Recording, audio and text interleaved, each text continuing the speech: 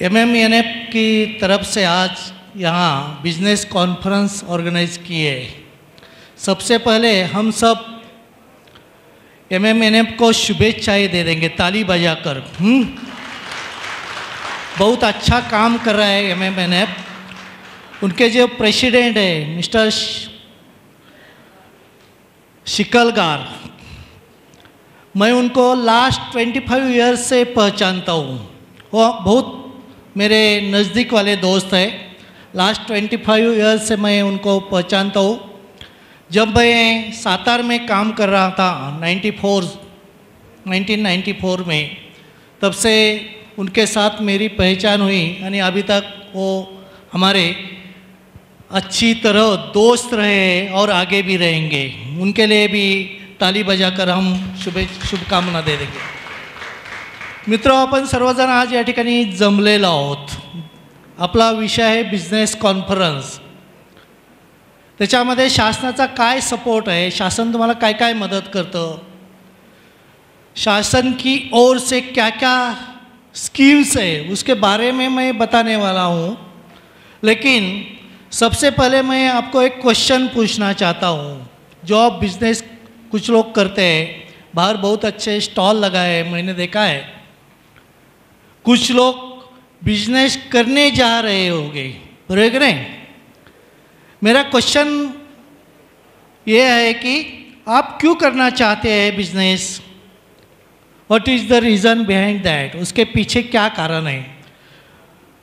ज्यांना उद्योग करायचे त्यांनी पण सांगा की त्यांना का उद्योग करायचे, उद्योग करण्यापाठीमागचं कारण काय? Why do you want to start your own business? Earning is the one of the reason. Very good. और एम्प्लॉयमेंट क्रिएट करना है। Very good. Next,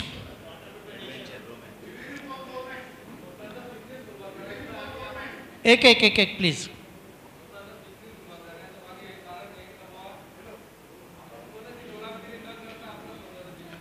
very good reason.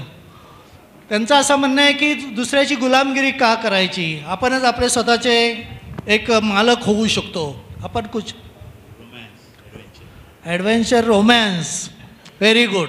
उनके लिए भी ताली बजाओ। रोमांस भी होना चाहिए बिजनेस में। और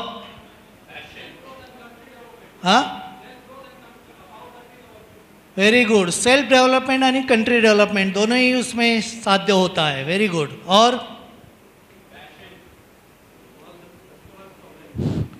कस्टमर्स को सॉल्यूशन हम दे सकते हैं। जो प्रॉब्लम है, प्रॉब्लम आइडेंटिफाई करके उनको सॉल्यूशन भी हम दे सकते हैं। Very good. That is the reason. समाजाला पुढे नेण्यासाठी योग्य मार्गदर्शन, एक आपण त्यांचं आयडॉल बनू शकतो त्या ठिकाणी। We have to become idol for our society. Thank you. Business सुरू करत असताना सिस्टममध्ये येऊन कंट्रीच्या GDPला हेल्प करणं माझा उद्देश आहे बिझनेस करण्याचा। हां, कंट्रीचा GDP पण वाढतो। Very good. It is a very excited reason. और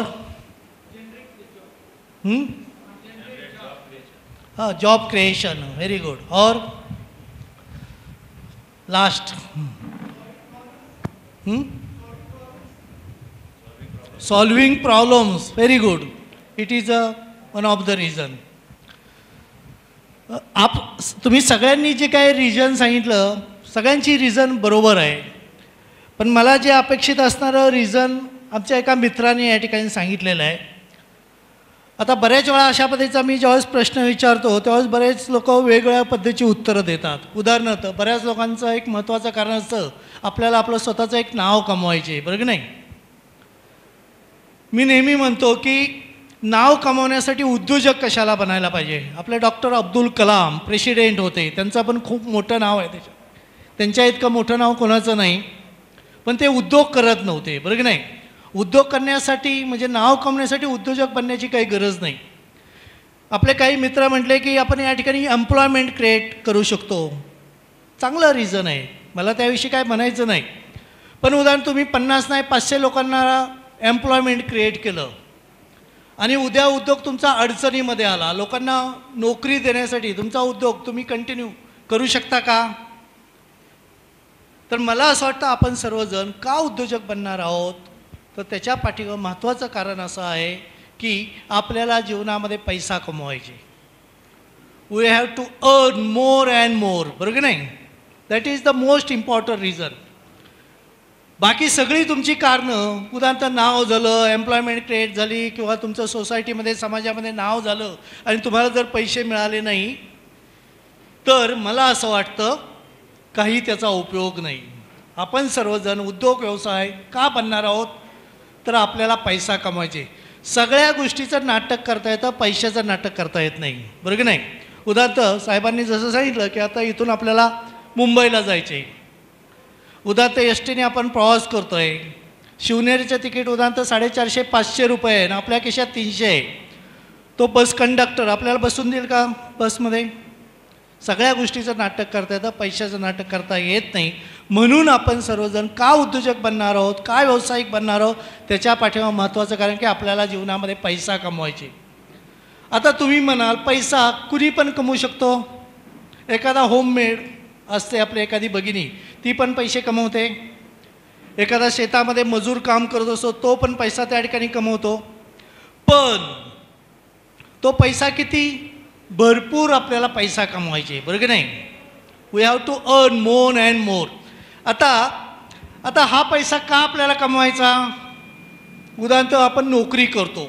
आता मी गेल्या 32 इयर्सपासून ह्या महाराष्ट्र उद्योजकता विकास केंद्र या संस्थेमध्ये मी या ठिकाणी काम करतो आहे.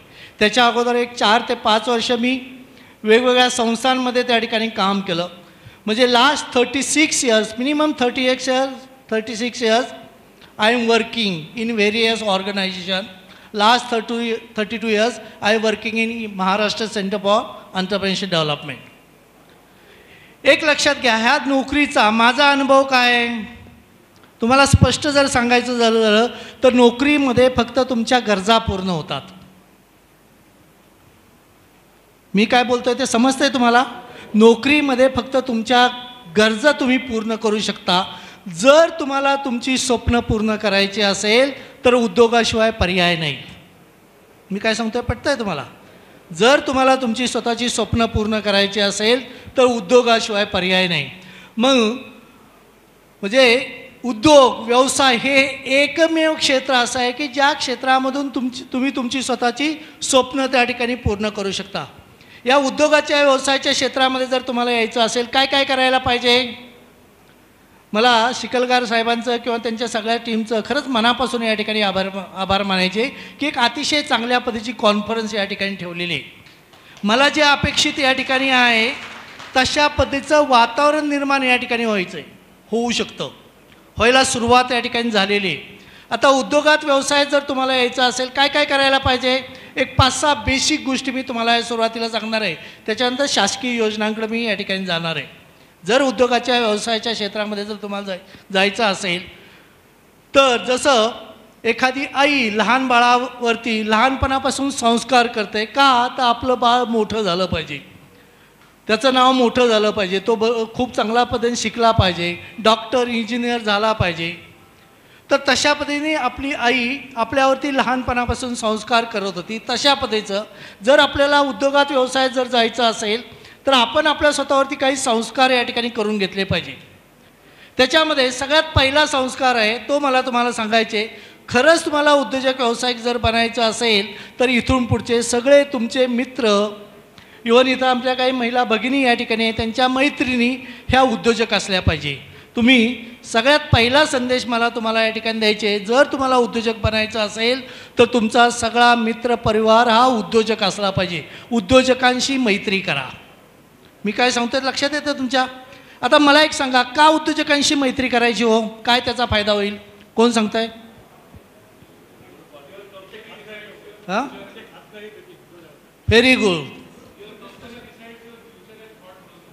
तुमची कंपनी तुमचा फ्युचर डिसाईड करते. Very good. आणखी? Very good. माइंडसेट.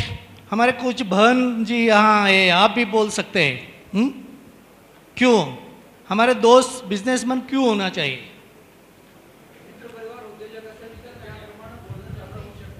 बरोबर आहे. एक मराठीमध्ये एक म्हण आहे बा, मी ग्रामीण भागातला आहे, माझं इथून एक 40-45 किलोमीटरवरती गाव आहे, जातेगाव नावाचं, एक शिक्रापूरजवळ. मी जेव्हा लहानपणी माझ्या गावामध्ये राहायचो त्या वेळेस आमच्या गावाकडे एक म्हण खूप फेमस होती. ती म्हण काय? ढवळ्या शेजारी बांधला पवळा, काय पुढं काय? ढवळ्या शेजारी बांधला पवळा, वान नाही पण गुण आला. म्हणजे काय हो, ज्या व्यक्तीच्या सहवासामध्ये राहतो तसं आपण घडतो, बरं की नाही? उदाहरणार्थ मी ज्या हॉस्टेलला राहायचो, विद्यार्थी सहाय्यक समिती नावाचं हॉस्टेल आहे, त्या हॉस्टेलमध्ये अन्सार शेख नाव ऐकलं आहे तुम्ही? तर आमचा अन्सार शेख त्या हॉस्टेलमध्ये राहायचा. मी त्याला बराच सिनियर आहे, पण त्याच हॉस्टेलमध्ये अन्सार शेख या ठिकाणी राहायचा. आमच्या या हॉस्टेलमध्ये UPSC MPSC संबंधीचं मार्गदर्शन त्या ठिकाणी केलं जातं. तशा पद्धतीच्या त्या मार्गदर्शनाला त्या ठिकाणी हजर राहायचा. त्याचा परिणाम काय झाला? आमचा अन्सार शेख या भारतातला सगळ्यात तरुण यंगेस्ट IAS ऑफिसर बनला. माहीत आहे ना तुम्हाला? तर अन्सार शेख किंवा मी ज्या हॉस्टेलला राहायचो त्या हॉस्टेलला आमचा अन्सार शेख या ठिकाणी पुण्यामध्ये राहायचा. त्याचे वडील जालन्यामध्ये रिक्षा ड्रायव्हर त्या ठिकाणी म्हणून काम करतात, बरं की नाही? आता त्याला तशा पद्धतीचं वातावरण मिळलं, तो IAS झाला. आता तसंच तुम्ही जर उद्योजक बनायला निघाला असेल आणि तुमचा एखादा जवळचा मित्र JDPमध्ये कॉर्पोरेशनमध्ये काम करत असेल, त्याच्याशी होणारी चर्चा त्याच्या कामासंबंधी होईल. ते जर उदाहरण तुम्ही शिकलगार साहेबांसोबत दोस्ती केली, ते म्हणेल अरे माझं जे काय आता मी सोलर एनर्जीमध्ये काम करतो आहे, लास्ट इयरचा माझा टर्नओव्हर 50 lakhs होता, आता मला हा टर्नओव्हर नेक्स्ट इयरला किमान 1 crore जायचं आहे. प्रत्येक वर्षी किमान 50 लाख रुपये माझ्या टर्नओव्हरमध्ये वाढ त्या ठिकाणी झाली पाहिजे. मी सध्या माझ्यासाठी लागणारे जे काय पॅनल असतो पुण्यामधून अमुक कंपनीकडून घेतो, मी आता होलसेलमध्ये डायरेक्ट कोइंबतूरवरून त्या ठिकाणी मागवणार आहे. मग एक लक्षात घ्या, दोन्ही व्यक्तीच असतात. नोकरी करणारा पण माणूस असतो आणि व्यवसाय करणारा पण माणूस असतो. तुम्हाला जर उद्योजक बनायचं असेल तर इथून पुढचे सगळे तुमचे मित्र आणि मैत्रिणी ह्या उद्योजक असल्या पाहिजे. जास्तीत जास्त उद्योजकांची व्यावसायिकांच्या सहवासात तुम्ही राहा. का राहा? उद्योजकांच्या व्यावसायिकांच्या सहवासात राहिल्यानंतर तो उद्योजक वागतो कसा, बोलतो कसा, त्याची व्यवहार करण्याची पद्धत कशी आहे, हे सगळं तुम्हाला जवळून त्या ठिकाणी कळतं. पहिला मुद्दा समजला तुम्हाला? If you want to become entrepreneurs you have to friendship with existing entrepreneurs. Understand? Second is, आपल्याला जर उद्योजक जर बनायचं असेल तर आपण उद्योजकी वाचन केलं पाहिजे. रोज आपण काही ना काहीतरी वाचतो. काय काय वाचतो? आता साहेबांनी सांगितलं, मेसेज आपल्याला दिला की तुम्ही सगळ्यांनी आपला मोबाईल फोन बंद करा. काय त्या मोबाईलवरती काय काय वाचतो आपण? व्हॉट्सॲपचे मेसेज, फेसबुकच्या कॉमेंट्स, बरं की नाही? आता एक लक्षात घ्या, असं म्हटलं जातं की आजची ही जी काही तरुण पिढी आहे, ॲव्हरेज रोज 3 तास सोशल मीडियावरती असते. मिनिमम 3 years सोशल मीडियावरती असते. आता 3 तास सोशल मीडियावरती घालून त्याचा काय बेनिफिट मिळतो आपल्याला? मला दुसरा संदेश या ठिकाणी द्यायचे, जर तुम्हाला उद्योजक जर बनायचं असेल तर तुम्ही उद्योजकी वाचन केलं पाहिजे. उद्योजकांची चरित्र असतील, आत्मचरित्र असतील,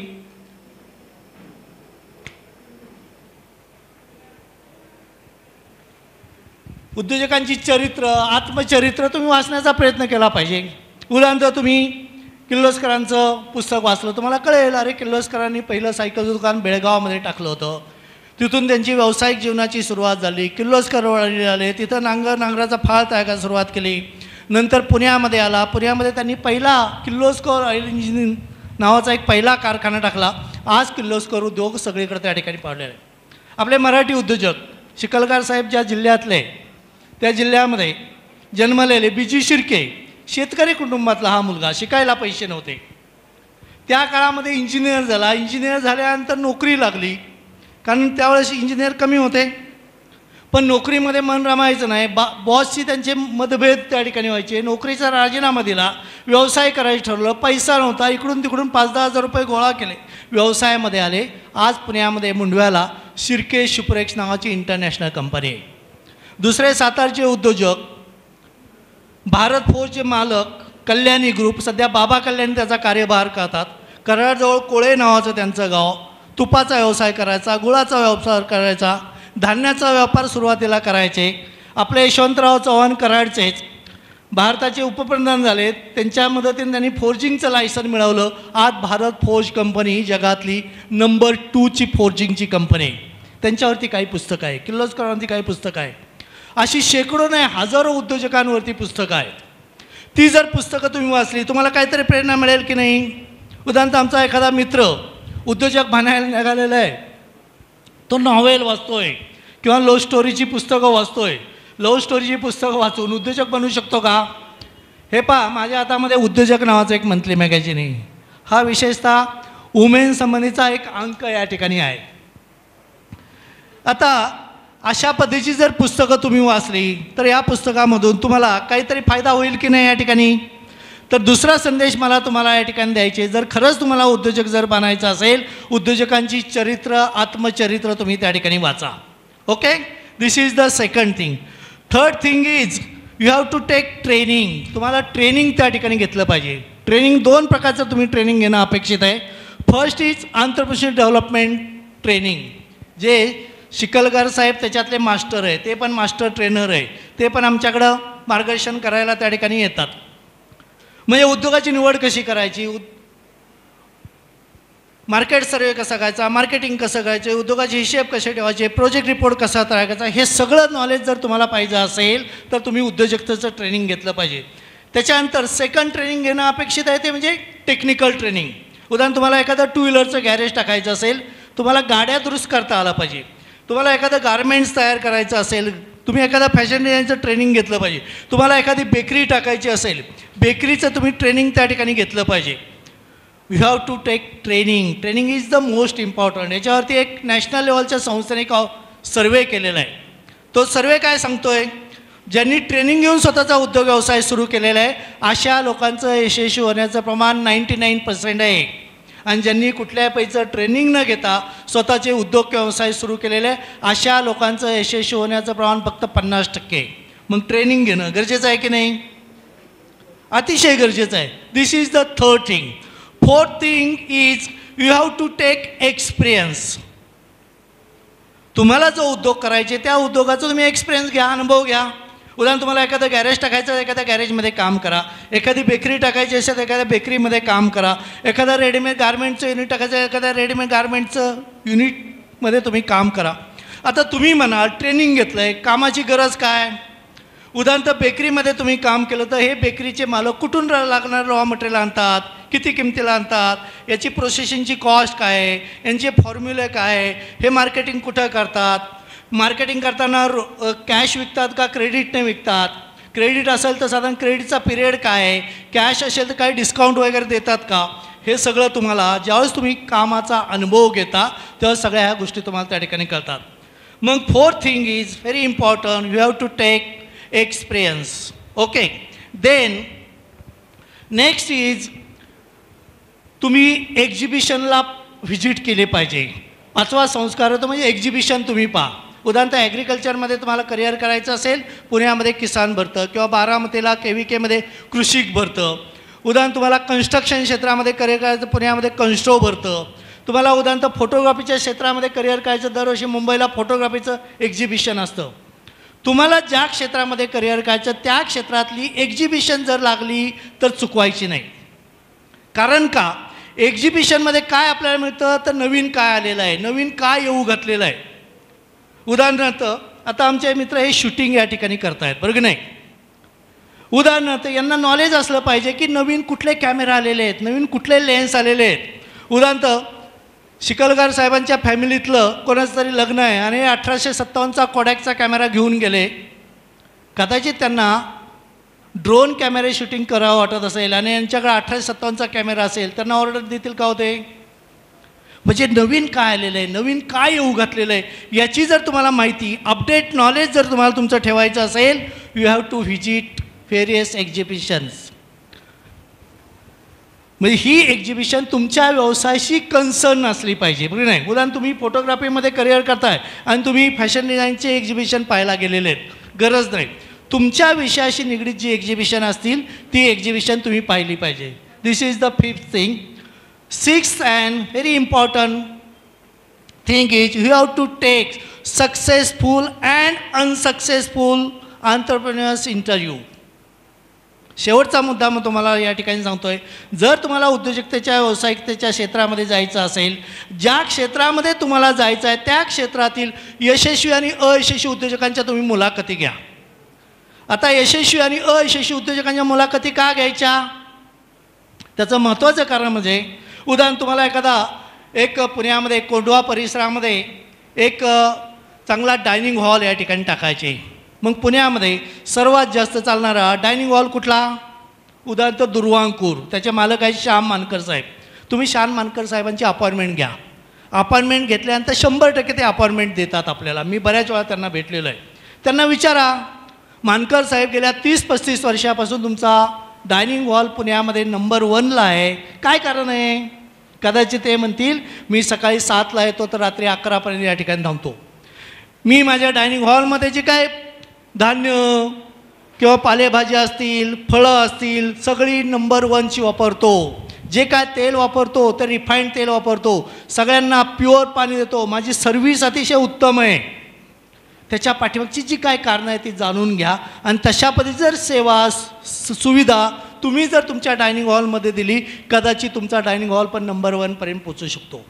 त्यासोबत जे काय उद्योजकांचं उदाहरण, काही डायनिंग हॉल असे असतील पुण्यामध्ये की जी पूर्वी चालवतं ते आता बंद पडले. अशा काही लोकांना जाऊन भेटा. साहेब, एकेकाळी तुमचा डायनिंग हॉल पुण्यामध्ये पहिल्या 5मध्ये होता, आता बंद पडला, कारण काय? तो म्हणेल मी उंटावरून शेळे हाकायचो, माझा मॅनेजर सगळा डायनिंग हॉल सांभाळायचा आणि एक दिवस माझ्या डायनिंग हॉलला मला लॉक करावं लागलं कारण माझ्या मॅनेजरनी सगळं करप्शन केलं. माझा सगळा मलिदा माझा मॅनेजरनी खाल्ला. मग त्याच्यातनं तुम्हाला काय शिकायला मिळेल? If you want to start your own business, your personal involvement is very important. बरोबर नाही? तुमचं स्वतःचं इन्व्हॉल्वमेंट त्या ठिकाणी अतिशय गरजेचं आहे. तर ते इन्व्हॉल्वमेंट तुमच्याकडे असलं पाहिजे. बरोबर नाही? म्हणजे थोडक्यात बेसिक गोष्टी मी ह्या तुम्हाला 6 सांगितलेल्या आहे. खरंच जर तुम्हाला उद्योजक जर म्हणायचं असेल तर ह्या 6 गोष्टीपासून सुरुवात करा. ओके, आता आपण पुढे जाऊया. Please open my PPT. आता मी ज्या संस्थेमध्ये काम करतो त्या संस्थेचं नाव आहे महाराष्ट्र उद्योजकता विकास केंद्र, ज्याला इंग्लिशमध्ये म्हटलं तर Maharashtra centre for entrepreneurship development. 5 मिनटं फक्त या विषयासाठी घेतो, नंतर मी स्कीमकडे जाणार आहे. त्याचं कारण असं आहे की ही जी संस्था आहे, नेक्स्ट प्लीज, ही जी संस्था आहे ही संस्था तुमच्या सगळ्यांसाठी अतिशय उपयुक्त असणारी संस्था आहे. ही डायरेक्टर ऑफ इंडस्ट्री जी आहे, महाराष्ट्र शासनाचं डायरेक्टर ऑफ इंडस्ट्री ज्याला आपण म्हणतो उद्योग संचालनालय, हे उद्योग संचालनालयाअंतर्गत कार्यरत असणारी संस्था आहे. हे कुठलंही प्रायव्हेट ऑफिस नाही. हे मला या ठिकाणी पहिलं क्लिअर करायचे. ह्या संस्थेची स्थापना 1 ऑक्टोबर 1988 साली झाली आणि त्याचं हेड ऑफिस औरंगाबादला आहे. आता तुम्ही म्हणाल हेड ऑफिस औरंगाबादला का? बऱ्याच शासनाच्या कार्यालयी पुणे मुंबईमध्ये असतात. तर महाराष्ट्राचा जर नकाशा आपण पाहिला तर नकाशामध्ये अहमदनगर आणि औरंगाबाद हे 2 जिल्हे महाराष्ट्राच्या नकाशाच्या मध्यभागी येतात. बरोबर नाही? दिस इज द महाराष्ट्र सेंटर. हे महाराष्ट्र सेंटर कशाचं आहे? एंटरप्रेन्योरशिप डेव्हलपमेंटचं. आणि त्यावेळेस दुसरं एक कारण होतं, आपले जे मुख्यमंत्री होते शंकरराव चव्हाण, त्यांचा आग्रह होता की उद्योजकता विकास मराठवाडा आणि विदर्भात कमी आहे, तर आपण हे सेंटर औरंगाबादला या ठिकाणी. तर त्या दृष्टिकोनातून आपलं हेड ऑफिस औरंगाबादला आहे.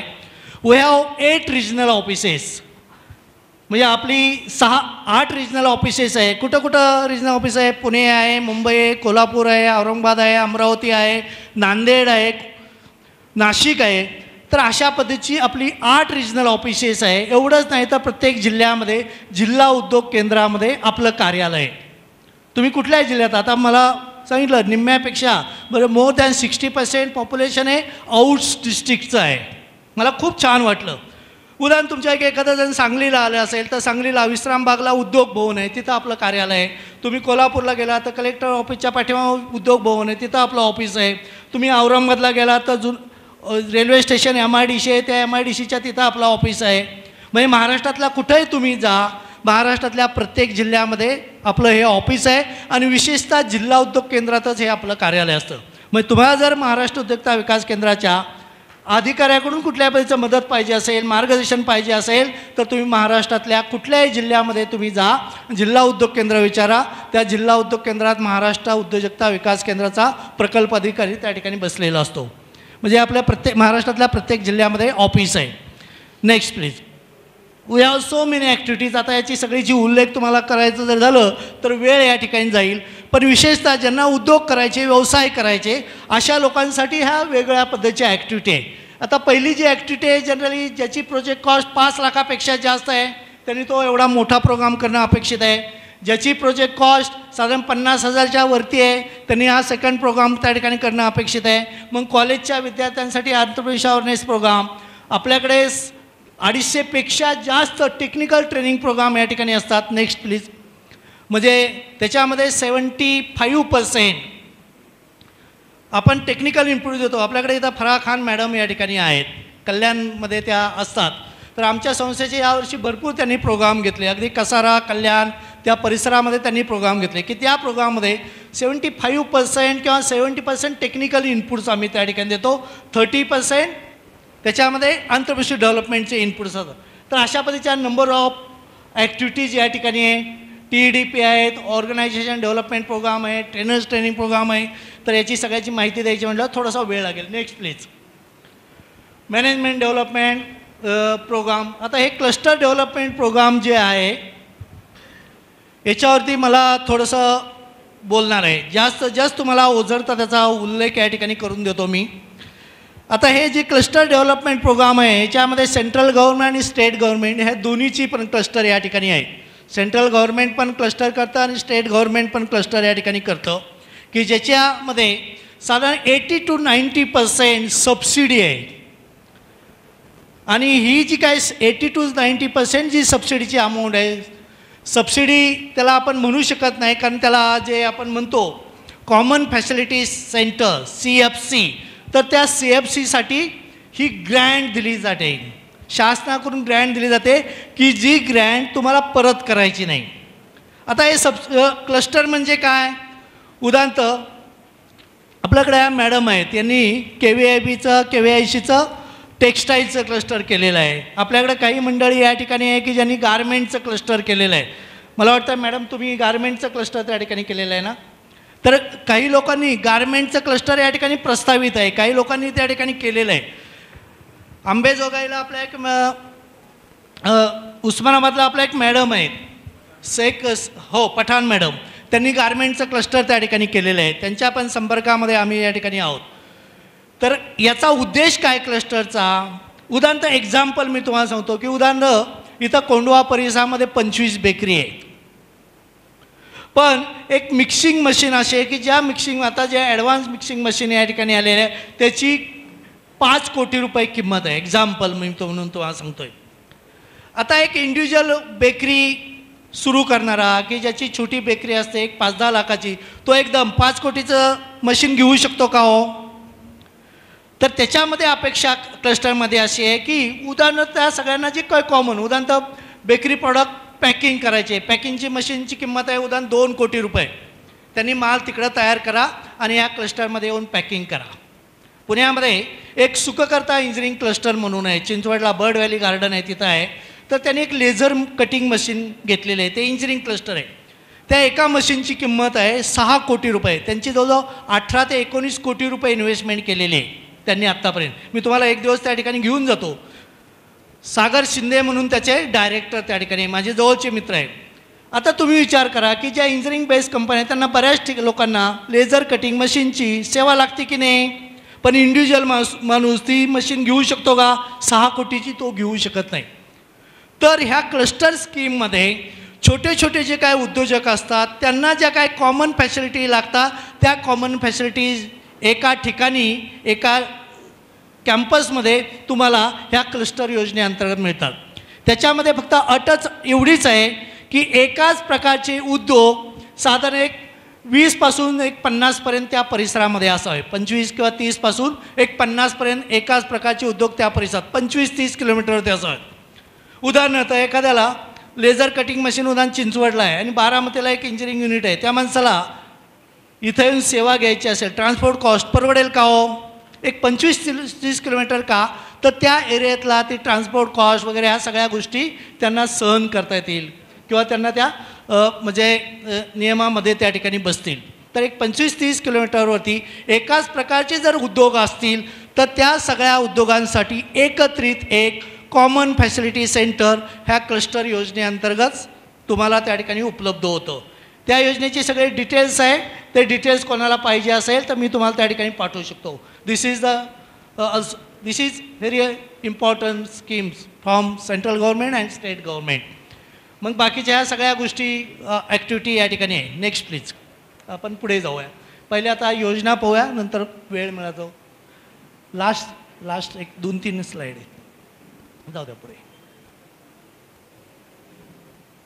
पुढे पुढे घ्या नेक्स्ट. हां, एक मिनिट मागं घ्या. Prime minister. ओके. शासनाच्या ज्या काही योजना आहेत त्या योजनामध्ये सध्या एक अतिशय चांगली योजना इम्प्लिमेंट त्या ठिकाणी केली जाते. त्या योजनेचं नाव आहे prime minister employment generation programme, ज्याला आपण मराठीमध्ये पंतप्रधान रोजगार निर्मिती कार्यक्रम असं या ठिकाणी म्हणतो. आता या योजनेअंतर्गत तुम्हाला किती लोन मिळतं तर 25 लाखापर्यंत लोन मिळतं. Loan limit is maximum 25 lakh for manufacturing industry. आता एक लक्षात घ्या, उद्योगाचे 3 प्रकार आहेत. ते प्रकार मी तुम्हाला पहिलं समजतो. First is manufacturing. Manufacturing means जिथं प्रोसेस केली जाते. उदाहरणार्थ bakery unit, this is the processing unit. Garments, this is the processing unit. Fabrication, this is the processing unit. म्हणजे जिथं कच्च्या मालावरती प्रक्रिया केली जाते त्याला आपण मॅन्युफॅक्चरिंग इंडस्ट्री असं म्हणतो, उत्पादन उद्योग म्हटलं तो. This is the first types of business. Second is service industry. You know about service industry, जिथं फक्त सेवा दिली जाते. उदाहरणार्थ 2 wheeler 4 wheeler garage, okay, internet cafe, xerox centre, beauty parlour, gents या लेडीज, ओके. मग ज्या ठिकाणी फक्त सेवा दिली जाते that types of industry comes under service industry. Service industry समजली सगळ्यांना. आणि last is trading. Trading means जिथं फक्त खरेदी आणि विक्री होते. उदाहरणार्थ ग्रोसरी शॉप, ज्याला आपण किराणा शॉप या ठिकाणी असं म्हणतो, ओके. नेक्स्ट इज कपड्याचं दुकान, cloth shop. Cloth shop is comes under trading. म्हणजे अशा पद्धती जिथं फक्त खरेदी आणि विक्री होते तर त्या ठिकाणी त्याला आपण काय म्हणतो, ट्रेडिंग म्हणतो. उद्योगाचे 3 प्रकार समजले. First is manufacturing, second is service industry, third is trading. तर ही जी योजना आहे या योजनेनंतर फक्त पहिल्या 2 ॲक्टिव्हिटीला कर्ज मिळतं. नेक्स्ट, ही जी योजना आहे या योजनेनंतर फक्त पहिल्या 2 ॲक्टिव्हिटीला कर्ज मिळतं. फर्स्ट मॅन्युफॅक्चरिंग, दुसरं सर्व्हिस इंडस्ट्री किंवा ज्याला सेवा व्यवसाय म्हणतो. याच्यामध्ये मॅन्युफॅक्चरिंग इंडस्ट्रीला तुम्हाला 25 लाखापर्यंत कर्ज मिळतं आणि सर्व्हिस इंडस्ट्रीला तुम्हाला 10 लाखापर्यंत मॅक्झिमम कर्ज मिळतं. हे लक्षात ठेवा तुम्ही त्या ठिकाणी. आपके पास कोई क्वेश्चन रहेगा तो लास्ट 10-15 मिनट में क्वेश्चन आंसर के लिए रखने वाला हूँ, तब आप क्वेश्चन पूछ सकते हैं. तेच राहू द्या. तर याच्यामध्ये एज लिमिट आहे 18 years should be complete. Documents काय लागतात, photo, caste certificates, school leaving certificates, project report वगैरे असे जनरली डॉक्युमेंट लागतात. ते डॉक्युमेंटची लिस्ट तुम्हाला पाहिजे असेल त्याची. आता याच्यामध्ये लोन किती मिळतं, लोन 90 to 95%. आता 90% कोणाला, 95% कोणाला. PMEGPमध्ये SC ST OBC, ex serviceman, त्याच्यानंतर वुमेन, अपंग ज्याला हँडिकॅप आपण म्हणतो, हे घटक असेल तर हे सगळे स्पेशल कॅटेगरीमध्ये येतात. स्पेशल कॅटेगरीमध्ये येणाऱ्या लोकांना स्वतःची इन्व्हेस्टमेंट फक्त 5% इन्व्हेस्टमेंट करायची. किती, you have to invest only 5%. You can get 95% loan. Understand. Under this scheme you have to invest only 5% if you are from special category. Special कॅटेगरीमध्ये कोण येतं, SC ST OBC त्याच्यानंतर अपंग, माजी सैनिक आणि महिला, कुठल्याही जातीच्या महिला असल्या तर महिला या सगळ्या स्पेशल कॅटेगरीमध्ये आहे. ओके. आणि जनरल कॅटेगरीमध्ये कोण येतं? उदाहरणार्थ मराठा. उदाहरणार्थ मी मराठा समाजातला आहे. I am from general category. I have to invest minimum 10%. I can get 90% loan. Okay. तसं तुम्ही जनरल कॅटेगरीमध्ये असेल तर तुम्हाला स्वतःला 10% गुंतवावं लागतील. तुम्हाला 90% त्या ठिकाणी कर्ज मिळेल. Okay. Next, this is the subsidy.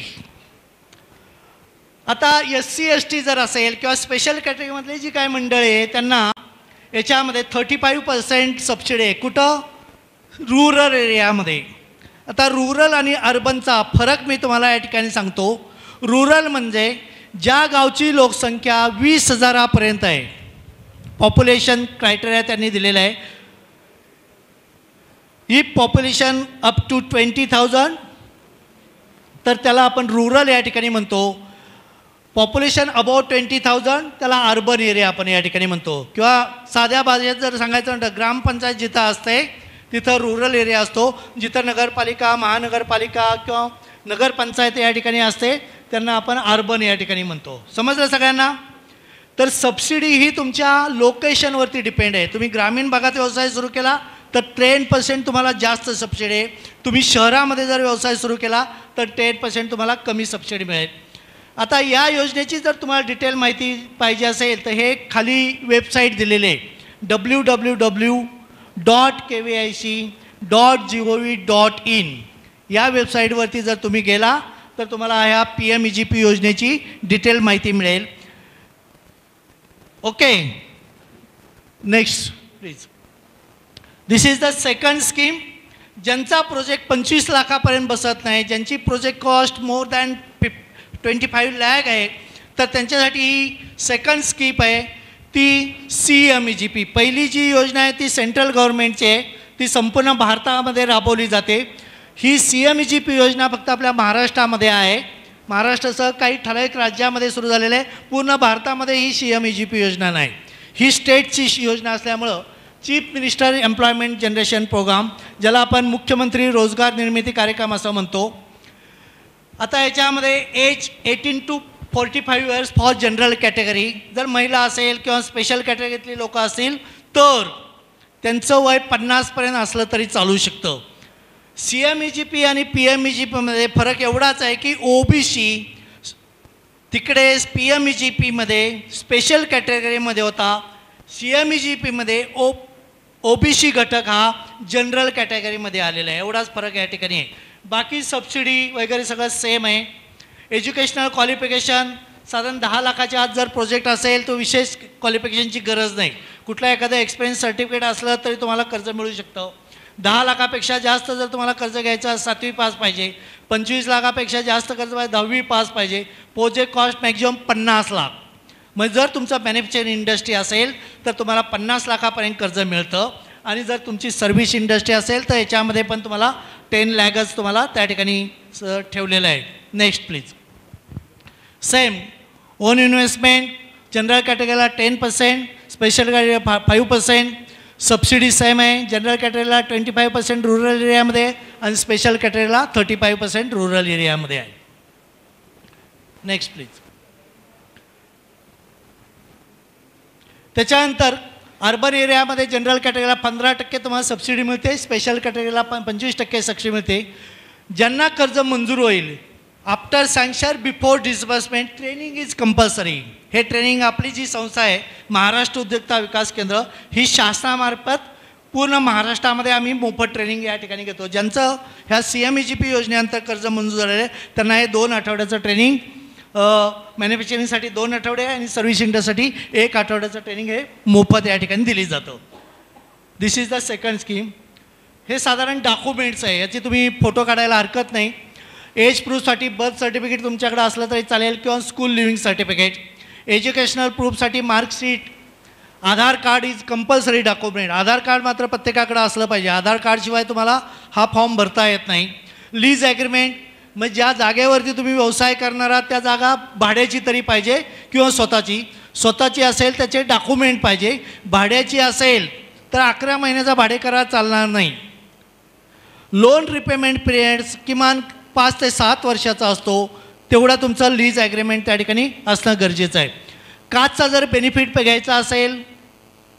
घ्यायचा असेल तर कास्ट सर्टिफिकेट पाहिजे. हँडिकॅप आपण आहे त्याच्यामध्ये तुम्हाला माहिती आहे की सबसिडी आणि ओन इन्व्हेस्टमेंटमध्ये त्याच्यामध्ये बेनिफिट आहे, तर तसं तुमच्याकडे सर्टिफिकेट त्या ठिकाणी असलं पाहिजे. अंडरटेकिंगचा फॉर्मॅट त्या वेबसाईटवरती दिलेला आहे. ही वेबसाईट खाली दिलेली आहे mahacmegp.gov.in. या वेबसाईटवरती जर तुम्ही गेला तर तुम्हाला या ठिकाणी याची सगळी माहिती मिळेल. आता सगळ्यात महत्त्वाची गोष्ट तुम्हाला सांगतो आहे ही प्लीज अगोदरची ह्या ज्या काय 2 योजना मी तुम्हाला या ठिकाणी सांगितल्या CMEGP आणि PMEGP, ह्या दोन्ही योजनांमध्ये जर तुम्हाला कर्ज घ्यायचं असेल you have to apply online only. There is no need to go any office. कुठल्याही ऑफिसमध्ये जायची गरज नाही. तुम्हाला या दोन्ही योजनांतर्गत जर कर्ज काढायचं असेल तर तुम्हाला ऑनलाईन ॲप्लिकेशन करायचे. एवढंच नाही, ऑनलाईन ॲप्लिकेशन केल्यानंतर तुम्हाला लॉग इन ID आणि पासवर्ड मिळतो. तुमच्या कर्ज प्रस्तावाचा प्रोग्रेस पण तुम्हाला ऑनलाईन पाहता येतो. ओके, तर कुठल्याही कार्यालयामध्ये जायची गरज नाही. तुम्ही ऑनलाईन ॲप्लिकेशन त्या ठिकाणी करू शकता. मी जाताना माझा नंबर देणार आहे. जर तुम्हाला काही अडचण असेल, शंका असेल, प्रश्न असेल किंवा नंतर ऑनलाईन फॉर्म भरताना काय अडचणी असेल you can contact me, no problem. तर ही सगळी डॉक्युमेंट त्याच्यामध्ये दिलेले. Last scheme seed money scheme. आता सीड मनी स्कीम आणि पहिल्या 2 स्कीममध्ये काय फरक होता तर तुम्हाला मी सांगितलं होतं की PMEGP आणि CMEGP अंतर्गत तुम्हाला फक्त सर्व्हिस इंडस्ट्री आणि इंडस्ट्रीला कर्ज मिळतं, बरोबर की नाही. पण if you want to start grocery shop, if you want to start stationery shop, तर मग आपल्याला कर्ज कुठून मिळणार. तर दिस इज द स्कीम्स. या स्कीम अंतर्गत तुम्हाला मॅन्युफॅक्चरिंग, सर्व्हिस इंडस्ट्री आणि ट्रेडिंग तिन्ही ॲक्टिव्हिटीसाठी कर्ज मिळतं. याच्यामध्ये लोन लिमिट इज 25 लाख. त्याच्यामध्ये असं काय बंधन नाही ग्रोसरीला एवढंच पाहिजे किंवा मॅन्युफॅक्चरिंगला एवढंच, सर्व्हिस इंडस्ट्रीला एवढंच, असं काय याच्यामध्ये बंधन नाही. Loan limit is 25 lakhs. Age limit is 18 to 50 years. 18 ते 50च्या दरम्यान तुमचं वय असलं पाहिजे. Seed money from DIC for general category you will get 15% as a seed money from DIC. जिल्हा उद्योग केंद्राकडून तुम्हाला सीड मनी 15% मिळेल. If you from SC ST and special category you can get 20% seed money from DIC. You have to invest only 5%. तर this is the seed money scheme. या योजनेनंतर जर तुम्हाला कर्ज काढायचं असेल तर तुम्हाला जिल्हा उद्योग केंद्रामध्ये त्या ठिकाणी जाऊन हार्ड कॉपीमध्ये अर्ज घ्यायचा आहे. हे ऑनलाईन भरायचं नाही. या योजनेनंतर जर तुम्हाला कर्ज काढायचं असेल तर जिल्हा उद्योग केंद्रात तुम्ही गेलं पाहिजे. हार्ड कॉपीमध्ये अर्ज घ्यायचा, कागदपत्राची लिस्ट घ्यायची, तो फॉर्म भरायचा, कागदपत्र अटॅच करायची आणि जिल्हा उद्योग केंद्रात जाऊन सबमिट करायचं. तुम्ही म्हणाल त्या बँकेमध्ये जिल्हा उद्योग केंद्र ते कर्ज प्रस्ताव पाठवते. हे जे काय जिल्हा उद्योग केंद्रावर 15 ते 20% रक्कम तुम्हाला या ठिकाणी मिळते. त्याचा रेट ऑफ इंटरेस्ट फक्त 6% असतो आणि घेतलेलं कर्ज वर्षाला फक्त 1 हप्ता असतो ह्या जिल्हा उद्योग केंद्राच्या अमाऊंटला. तर तो वेळेत 5 वर्षात 5 हप्ते जर भरले तर तो 6%चा रेट ऑफ इंटरेस्ट फक्त 3% येतो. त्याला इंटरेस्ट सबसिडी असं म्हटलं जातं. ओके, तर तुम्हाला ही पण योजना या ठिकाणी राबवली जाते त्या ठिकाणी. त्याच्यानंतर तुम्हाला मुद्रा योजना माहीत असेल. मुद्रा योजनेअंतर्गत जर तुम्हाला कर्ज काढायचं असेल तर 10 लाखापर्यंत कर्ज मिळतं. त्याच्यामध्ये 3 योजना आहेत. शिशु आहे, किशोर आहे आणि तरुण योजना. शिशु योजनेनंतर तुम्हाला 50,000पर्यंत कर्ज मिळतं. किशोर योजनेनंतर तुम्हाला 5 लाखापर्यंत कर्ज मिळतं आणि तरुण योजनेनंतर तुम्हाला 10 लाखापर्यंत कर्ज मिळतं. तिथं जामीन तारणाची कुठलीही गरज नाही आणि त्या केसमध्ये तुम्हाला डायरेक्ट बँकांकडे जाऊन ॲप्रोच करायचे. बँकांकडे डायरेक्ट ॲप्रोच जर केलं तर तुम्हाला मुद्रा योजनेअंतर्गत डायरेक्ट बँकासुद्धा त्या ठिकाणी कर्ज देतात. अशा पद्धतीच्या नंबर ऑफ योजना त्या ठिकाणी आहेत. त्या योजनांचा बेनिफिट तुम्ही त्या ठिकाणी घेऊ शकता. मला जाता आता फक्त एवढंच या ठिकाणी सांगायचे की फर्स्ट स्लाईड घ्या. फर्स्ट जाता तर तुम्हाला एवढंच या ठिकाणी सांगायचे की उद्योगामध्ये व्यवसायामध्ये येत असताना थोडेसे पेशन्स तुम्ही त्या ठिकाणी ठेवा. उदाहरणार्थ आज तुम्ही बँकेत गेला, बँक म्हणत नाही या 5 नाही 10 लाख रुपये घेऊन द्या. एक लक्षात घ्या, सुरुवातीला ते तुम्हाला नकारच देतात. माझे जवळचे बरेच ब्रँच मॅनेजर आहे मी बऱ्याच वेळा त्यांना विचारतो, तुम्ही लोकांना नकार का देता? तर ते म्हणतात की ग्राहकाकडे त्याला 10 वेळा जावं लागणार आहे, बँकेत 4 वेळा यायला, 5 वेळा यायला काय प्रॉब्लेम्स आहे. आणि सगळ्यात महत्त्वाचं म्हणजे त्या दरम्यानच्या काळात त्यांनी यापूर्वी घेतलेलं कर्ज घेतलं आहे का, घेतलं असते वेळेत फेडलं आहे का, घरातलं कोणी कर्ज घेतलं आहे का, ते हप्ते वेळेत चालू आहे, ह्या सगळ्या गोष्टीची चौकशी करावी लागते. आणि थोडेसे जर तुमच्याकडे पेशन्स असेल तर तुम्हाला कर्ज नक्की मिळू शकतं, 100% मिळू शकतं. बँकांना कर्ज देणं अतिशय गरजेचं आहे बँकांच्या स्वार्थासाठी. मी तुम्हाला सांगतोय, उद्या बँकांनी कर्ज देणं जर बंद केलं, बँकांना टाळे ठोकावं लागतील. बँकांना चांगले कस्टमर तुमच्यासारखे हवे आहेत. ओके, आपण एक चांगले कस्टमर आहोत, घेतलेलं कर्ज त्या ठिकाणी फेडू शकतो, हा विश्वास बँकांना द्या. बँका 100% तुम्हाला त्या ठिकाणी कर्ज देतील, काही प्रॉब्लेम त्या ठिकाणी. तर त्या दृष्टिकोनातून तुम्हाला उद्योगासंबंधी, व्यवसायासंबंधी कुठल्याही पद्धतीची काही मदत लागली, सहकार्य लागलं तर माझा हा नंबर आहे 9403078777 94030 78777. हा माझा मोबाईल नंबर आहे. तुम्ही माझ्या नंबरवरती केव्हाही कॉन्टॅक्ट करू शकता, लागणारी मदत मार्गदर्शन या ठिकाणी घेऊ शकता. खरं तर आपला कार्यक्रम जवळजवळ 1 तास उशिरा त्या ठिकाणी सुरू झाला, त्याच्यामुळं माझा टायमिंग थोडासा कमी केला. मी कमीत कमी वेळामध्ये मला जो संवाद साधायचा तो साधण्याचा प्रयत्न केलेला आहे. 15-20 मिनटं मी अजून माझं काही प्रेझेंटेशन होतं, पण माझ्या दृष्टीने जेवढं झालं तेवढं पुरेसं आहे. जर तुमच्या मनामध्ये काही शंका प्रश्न असतील तर एक 5-10 मिनटासाठी आपण त्यावरती चर्चा करूया प्लीज.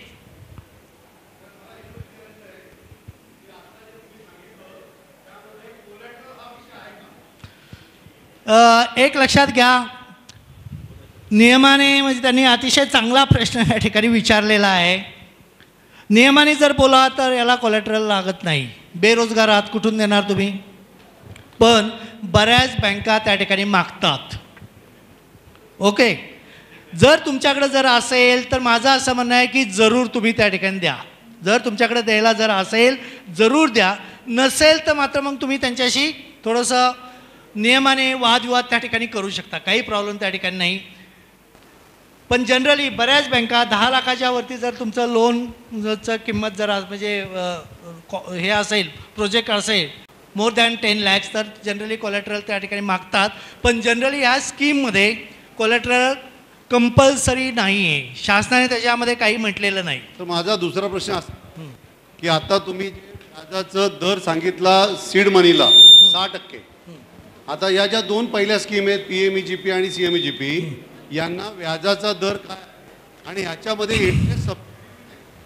आता कसं आहे, सगळ्या नॅशनलाइज बँका याच्यामध्ये, शेड्यूल बँका याच्यामध्ये आहे, त्याच्यामध्ये एक अर्धा पाऊण टक्का व्याजाच्या दरामध्ये कमी जास्त होतं ब्रँच वाईज. त्याच्यामुळे मी अमुक म्हणत नाही की 10% किंवा 9%, तर त्या बँकनुसार थोडंसं अर्धा टक्का पाऊण टक्का असं कमी जास्त या ठिकाणी होतं. पण हे सबसिडीची अमाऊंट तुम्हाला हँडसम आहे. ओके, उदाहरण 10 लाखाचं कर्ज घेतलं, ग्रामीण भागात व्यवसाय सुरू केला, तुम्हाला 3.5 लाख रुपये सबसिडी आहे. 20 लाख घेतलं तर 7 लाख रुपये सबसिडी आहे.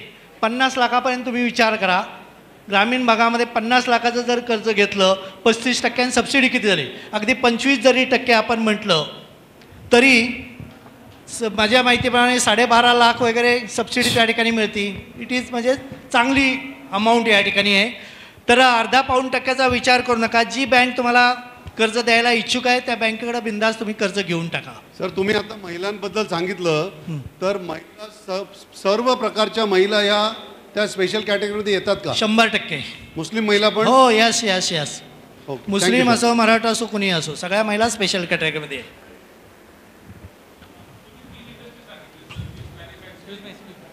आणि ट्रेडिंग.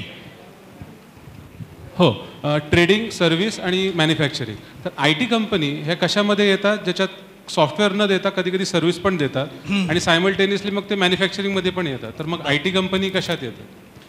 IT आता तुम्ही कुठल्या पद्धतीच्या सर्व्हिसेस देतात काय? एखादं सॉफ्टवेअर तयार करत असाल किंवा एखादं फक्त तुम्ही सर्व्हिस, जसं इंटरनेट कॅफे आहे, तर internet cafe is comes under service industry.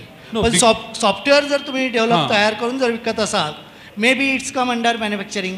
Okay, कारण सुरुवात सॉफ्टवेअरनी होते, नंतर BPO साईड बिझनेस सुरू होतो आणि अदर एन्व्हायरमेंट क्रिएट केलं जातं. तर त्या सगळ्या वेगवेगळ्या इंडस्ट्रीमध्ये येतात, मॅन्युफॅक्चरिंगमध्ये पण येतात आणि याच्यात पण येतात. तर मग ते कसं बायफर्गेट करायचं. ते कुठल्या तुमच्या टाईप्स ऑफ ॲक्टिव्हिटीवरती डिपेंड आहे. सुरुवातीला. तुम्ही मला स्पेसिफिक टाईप्स ऑफ ॲक्टिव्हिटी सांगा, आपण त्याच्यावरती नंतर बोलूया, ब्रेकमध्ये बोलूया. ठीक. सगळ्यांचा वेळ नको. Thank you. Okay. Any other question please. Last question form दिलेला आहे. काही प्रश्न असतील त्यांनी फीडबॅक फॉर्मवरती पोचावे, कारण वेळेत हो, सुरेश सर वेळेचा अभाव या ठिकाणी आहेत. आमच्या बंधूंनी आम्हाला या ठिकाणी कल्पना दिलेली आहे. तुम्हाला फीडबॅक फॉर्म दिलेला आहे. त्या फीडबॅक फॉर्ममध्ये जर तुमच्या मनात काही शंका प्रश्न असतील ते माझ्यापर्यंत नक्की पोहोचतील. मी तुम्हाला उत्तर द्यायचा नक्की प्रयत्न करेल. लास्ट क्वेश्चन आपण या ठिकाणी घेऊया. Suresh sir, good afternoon. Sir, माझी स्टार्टिंग फेजमध्ये फार्मास्युटिकल कंपनी आहे. तर फार्मास्युटिकल कंपनीसाठी आपण लोन कुठे अप्लाय करू शकतो आणि मी स्टार्टिंग फेजमध्ये तर कशी प्रोसेस असते त्याची? सगळ्यात प्रथम त्यांच्यासाठी जोरात टाळ्या वाजवा. याचं कारण असं आहे की फार्मास्युटिकलमध्ये फार कमी लोक आहेत आपली, आणि फार्मास्युटिकलमध्ये भारतामध्ये भारतीय ज्या कंपन्या आहेत त्या कंपन्या युरोप असेल, अमेरिकामध्ये आहेत, 10 कंपन्या आहेत फार्मास्युटिकलमध्ये. आजही आपण युरोप कंट्रीमध्ये नंबर 1ला या ठिकाणी आहोत. आणि आपल्या मित्रांनी हा उद्योगात जर प्रवेश केला असेल तर माझ्या दृष्टीने खरंच अभिमानाची गोष्ट आहे. तुम्हाला फार्मास्युटिकल कंपनी ही मॅन्युफॅक्चरिंगमध्ये येते. You can get 50 lakh loan under CMEGP. If you have any question you can ask letter.